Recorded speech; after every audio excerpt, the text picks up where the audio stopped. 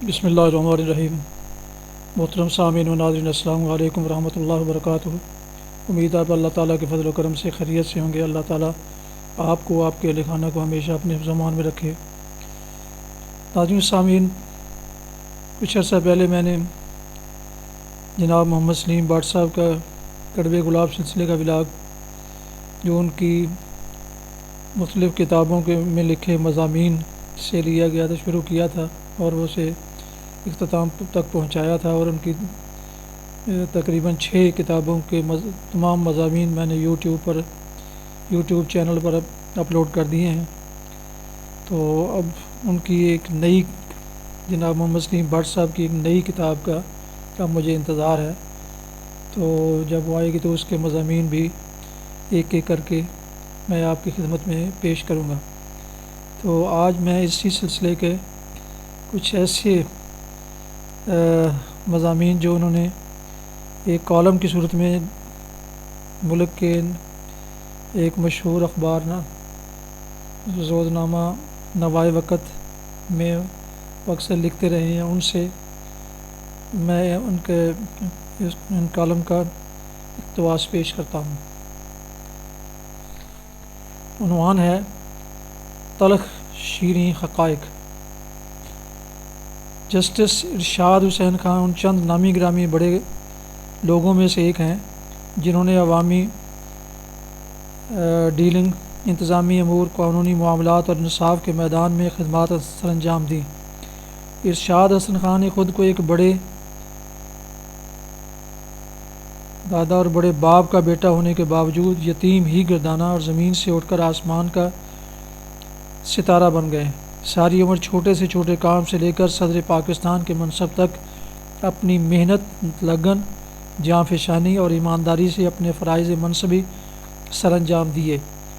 جس قبیلے سے ان کا تعلق ہے، اس نے پاکستان میں دیگر شعبوں کے علاوہ انصاف اور قانون میں بھی مکمل گرفت رکھی۔ موجودہ چیف جسٹس گلزار احمد احمد ظفر نے بھی جج صاحب کی قابلیت، ان کی انا پرستی، ذات باری تعالیٰ پر اعتقاد اور ان کی عاجزی کو سراہا اور فرمایا کہ جج میں خوف خدا ہونا چاہیے۔ پاکستان کے نامور وکیل وسیم سجاد نے ارشاد نامہ کو ایسے مصنف کی داستان حیات سے تعبیر کیا جو عہدوں کی پابندیوں سے آزاد ہو چکا ہو، اور جس نے اپنی مایوسیوں، کامیابیوں اور جدوجہد زندگی کے بارے میں کھل کر بات کی ہے۔ ایسے ہی اعتزاز احسن نے بطور جج ان کے کام کو سراہا ہے اور ان کی جرأت رندانہ کو تحسین کی نگاہ سے دیکھا ہے۔ آپ ارشاد نامہ میں جسٹس ظفر علی شاہ کیس کے فیصلے کو بھی زیر بحث لائے۔ بقول جسٹس ارشاد حسن خان، یہ بینچ کا متفقہ فیصلہ تھا جس سے سانپ بھی مر گیا اور لاٹھی بھی نہ ٹوٹی۔ ان کے بقول، اگر سپریم کورٹ جنرل مشرف کو 3 سال تک محدود نہ رکھتی تو کوئی بعید نہیں کہ وہ آج تک بیٹھا رہتا۔ جناب مخدوم علی خان سابق اٹارنی جنرل نے کیا خوب کہا کہ لکھاری کو ہمہ وقت یہ خوف دامنگیر رہتا ہے کہ خود استائی کہیں سچ کا خون نہ کر دے۔ جسٹس ارشاد حسن خان نے زندگی کی تلخ اور شیریں حقیقتوں کو بیان کرتے ہوئے نہ تو خود نمائی کی اور نہ ہی کمزور حالات میں اپنا قد چھوٹا کیا۔ آپ نے ارشاد نامہ میں اسٹوڈنٹ لیڈر سے چیف جسٹس تک اور پھر صدر پاکستان چیف الیکشن کمشنر تک کے سفر میں پیش آنے والے کٹھن مرحلوں، کھٹی میٹھی باتوں کا کھل کر ذکر کیا اور اپنی شریک حیات کی طرف سے ہر میدان میں ملنے والے تعاون کا بھی قابل فخر انداز میں ذکر کیا۔ ارشاد حسن خان کی ایک اور بات جو دل کو لگی، وہ اپنے تمام سینئر کا ذکر انتہائی ادب و احترام سے کرتے ہیں اور ہر ایک کے کردار کی اچھائیاں سامنے لائے، اور یہی حسن ہے ان کی شخصیت کا، کیونکہ اس دوران کئی تلخ تجربات بھی ہوئے ہوں گے جن کا انہوں نے ذکر تک نہیں کیا۔ ہاں البتہ بعد میں کئی چمگوئیاں ہوئیں جن کی آج تک نہ تردید ہوئی نہ تصدیق ہوئی۔ جج صاحب کی سوانح عمری میں یہ بھی پتہ چلا کہ وہاں بھی گروپنگ ہوتی ہے۔ قسمت چھتری لے کر ہمیشہ آپ کے ساتھ رہی۔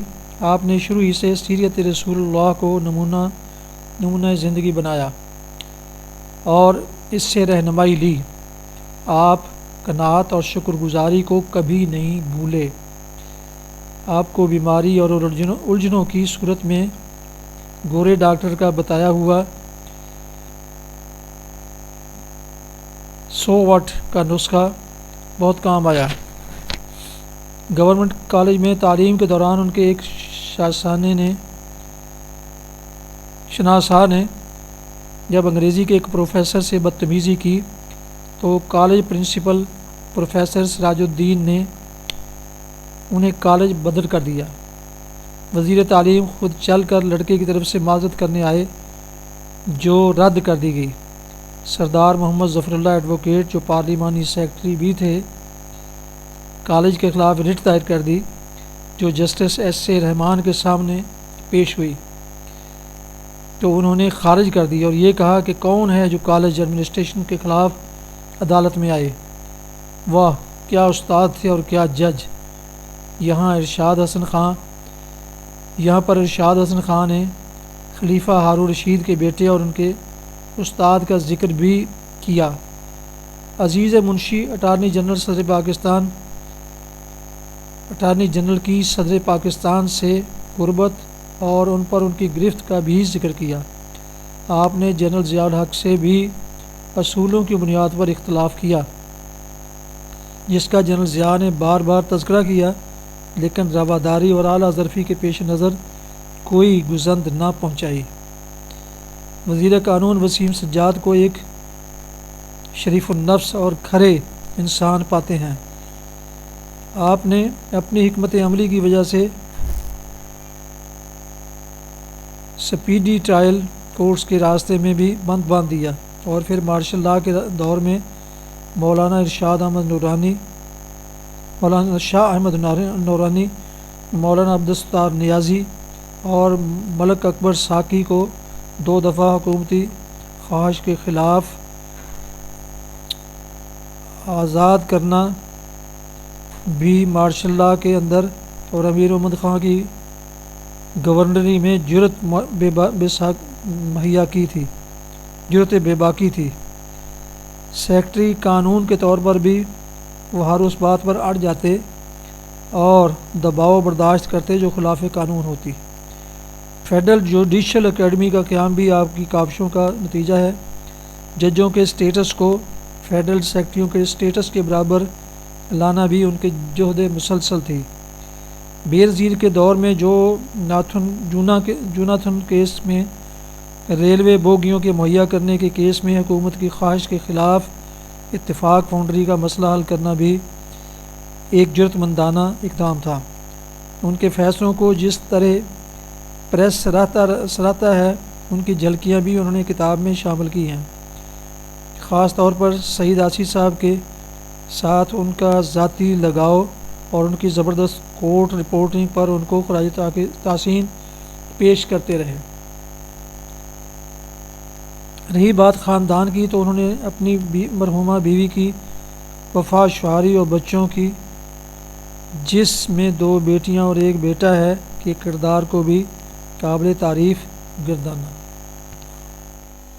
ناظرین سامعین محترم، ابھی آپ نے کڑوے گلاب سلسلے کا محمد سلیم بٹ صاحب کے لکھے ہوئے کالم جو روزنامہ نوائے وقت 27 جون 2021 میں شائع ہوا جس کا عنوان تھا تلخ و شیریں حقائق، وہ آپ نے سنا۔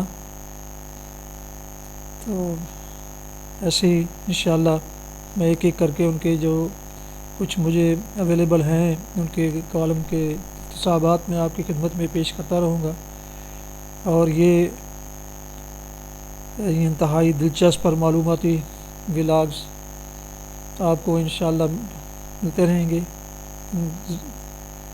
اس لیے ضروری گزارش ہے کہ آپ میرے یوٹیوب کالم بھی رشیدی کو ضرور سبسکرائب کریں، اور سبسکرائب کر کے لائک کر کے بیل آئیکن کو ضرور پریس کریں تاکہ ایسے ولاگز آپ کو باقاعدہ اور بر وقت ملتے رہیں۔ اللہ تعالیٰ آپ کا حامی و ناصر ہو، اللہ تعالیٰ آپ کو، آپ کے اہل خانہ کو ہمیشہ اپنی حفظ و امان میں رکھے، آمین۔ اپنا بہت خیال رکھیے گا، اپنی دعاؤں میں پاک وطن، والدین، اعزاء و اقارب کے علاوہ اس ناچیز کو بھی ان میں شامل فرما لیں تو انتہائی شکر گزار ہوں گا۔ السلام علیکم ورحمۃ اللہ وبرکاتہ۔ پاکستان زندہ باد۔